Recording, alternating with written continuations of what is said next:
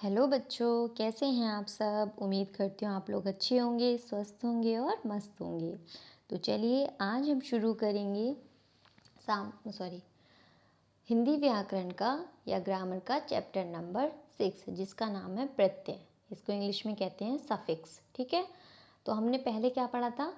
Prefix. Prefix मतलब पहले लगता है उसमें आगे। ठीक है, और सफिक्स होता है जो बाद में यूज़ होता है, उसको हम सफिक्स कहते हैं। ठीक है, तो इसमें हम पढ़ते हैं आगे कैसे क्या है। निम्न के शब्दों की रचना पर ध्यान दीजिए। रस प्लस इला रसीला, दुकान प्लस दार दुकानदार, बच्चा प्लस पन बचपन, लिख प्लस आवट लिखावट। ठीक है, तो ये क्या है, अब इसको हम पढ़ते हैं आगे। उपयुक्त शब्दों के पीछे जुड़ने वाले इला दान पन आवट शब्दांशों का कोई भी अर्थ नहीं है, परंतु रस दुकान बच्चा लिख शब्दों के पीछे जुड़ने पर उनके अर्थ में परिवर्तन आ गया। ऐसे शब्दों को प्रत्यय कहते हैं। ठीक है, तो ऐसे शब्दों को क्या कहा जाता है? प्रत्यय, यानी कि सफिक्स कहते हैं, जब पीछे जोड़ दिया जाता है। ठीक है, ऐसे शब्दांशों का शब्दांश किसी शब्द के अंत में जोड़कर उस शब्द के अर्थ में परिवर्तन या विशेषता उत्पन्न कर देते हैं, वे प्रत्यय कहलाते हैं। क्या कहलाते हैं? सफिक्स कहलाते हैं। तो ठीक है, हम सफिक्स के भेद देखते हैं, क्या क्या दिए हुए हैं हमें।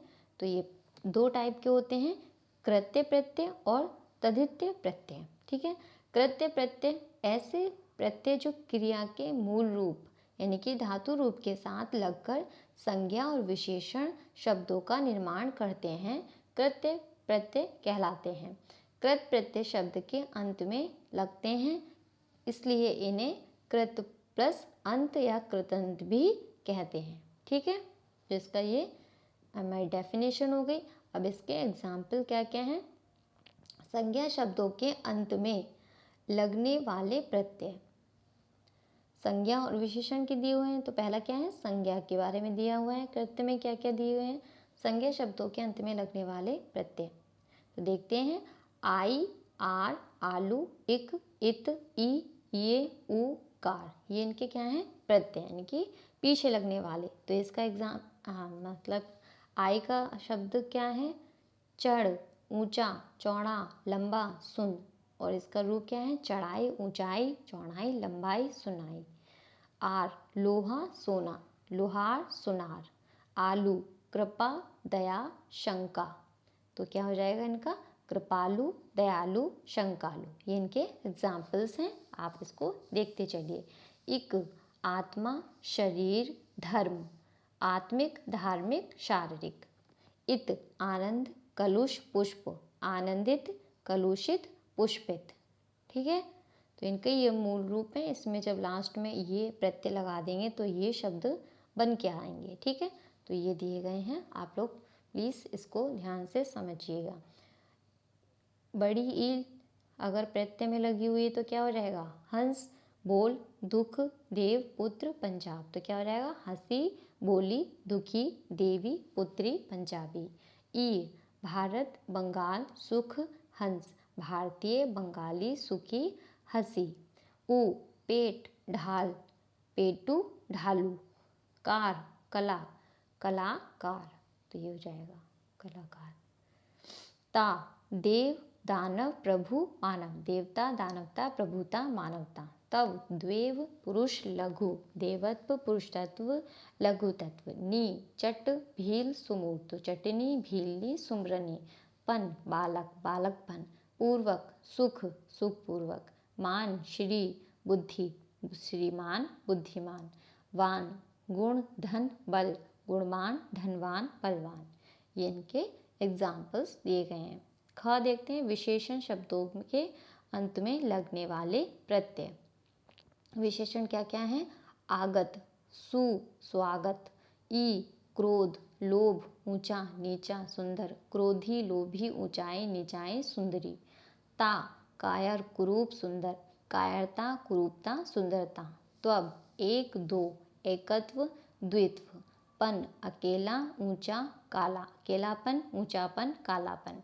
रा दो तीन, दूसरा तीसरा। वा 5, 7, 9, 10, 5वां, 7वां, 9वां, 10वां, ये क्या हो जाएंगे, विशेषण के एग्जाम्पल्स हो जाएंगे। दूसरा है तदित्य प्रत्यय। जो प्रत्यय संज्ञा, सर्वनाम, विशेषण आदि के अंत में लगकर नए शब्द बनाते हैं उन्हें तदित्य प्रत्यय कहते हैं। अब देखते हैं क्या है इसमें, क्या है, संज्ञा, सर्वनाम, विशेषण। पहले हमने क्या पढ़े थे, संज्ञा और विशेषण के बारे में था उसमें, और दूसरे में क्या है, तदित्य में इसमें सर्वनाम भी जुड़ गया है। ठीक है, इसके ये एग्जाम्पल्स दिए गए हैं। चलो हम लोग देखते हैं आगे क्या क्या दिया गया है। आ का क्या हो, भूख, भूखा। आई, बुरा, बुराई। आऊ, उपज, उपजाऊ। आना, रोज, रोजाना। आनी, देव, देवर, देवरानी। आर, लोहा, लोहार। आरी, जुआ, जुआरी। आस, खट्टा, खटास। आहट, गरम, गरमाहट। इक, दिन, दैनिक। इन, पुजारी, पुजारिन। ई, लालच, लालची। इन, रंग, रंगीन। इला, सुर, सुरीला। ऊ, पेट, पेटू। ऐरा, सांप, सपेरा। ऐलू, घर, घरेलू। कार, कथा, कथाकार। गर, सौदा, सौदागर। णा, मुख, मुखड़ा। दार, दुकान, दुकानदार। पन, बच्चा, बचपन। या, बेटी, बेटियां। वाल, चाय, चाय वाला। सरा, दो, दूसरा। हार, होनी, होनहार। तो ये इनके एग्जाम्पल्स हो गए तद्धित प्रत्यय के। ठीक है, इसमें सभी हैं। उपसर्ग और प्रत्यय का अंतर क्या है, पहले हमने क्या पढ़ा था, उपसर्ग पढ़ा था, और बाद में क्या पढ़ा था, प्रत्यय। अब इसका अंतर बताएंगे हम क्या है।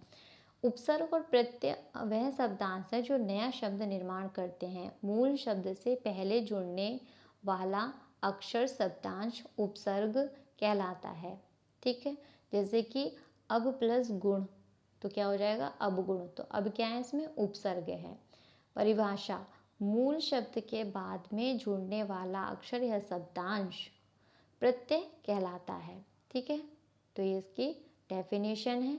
जैसे पुष्प प्लस इति, पुष्पित, यानी कि इत क्या हो गया, प्रत्यय हो गया, यानी कि सफिक्स हो गया। और इसमें देखते हैं कृदंत और दत्युत्य में, दत्युत्य प्रत्यय में अंतर क्या क्या है। तो इसमें क्रिया धातु के अंत में अक्षर शब्दांश लगाकर जब नया शब्द बनाया जाता है तो वह अक्षर शब्दांश कृदंत प्रत्यय कहलाता है। जैसे लिख प्लस आवट, लिखावट। आवट इसमें क्या है, कृदंत प्रत्यय है। जो शब्दांश संज्ञा, सर्वनाम या विशेषण आदि शब्दों के अंत में लगाकर नया शब्द बनाया जाता है वह तद्धित प्रत्यय कहलाता है। जैसे चतुर प्लस आई, चतुराई। तो आई इसमें क्या है, तद्धित प्रत्यय। तद्धित मतलब होता है दूसरा। ठीक है, तो ये सफिक्स के बारे में था। सफिक्स और प्रीफिक्स मैंने आपको अच्छे से समझा दिया है। प्रीफिक्स पहले ही यूज़ होता है और सफिक्स बाद में यूज़ होता है। तो उम्मीद करती हूँ आप लोगों को ये समझ में आया होगा, अच्छा लगा होगा। अपना ख्याल रखिए, खुश रहिए। Thank you and bye.